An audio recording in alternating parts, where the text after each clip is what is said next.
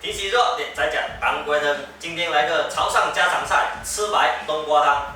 准备食材：冬瓜1斤，菜脯1块，姜，还有一条芹菜，还有这个吃白1斤。头痛我也不在这里答，知道的话评论区留言。洗干净的冬瓜，先把籽去掉，冬瓜的皮给它切掉，再把冬瓜切片，再切几片菜脯，再切点姜丝，再切一点芹菜末。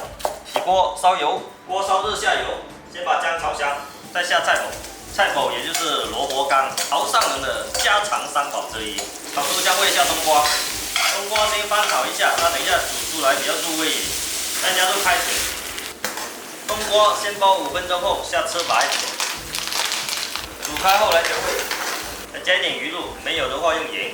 菜脯、萝卜干是咸的啊，所以盐不要放太多。吃白全部张开就可以了，不要煮太久，煮太久了入内。出锅前来点胡椒粉就可以了。搞定，出锅。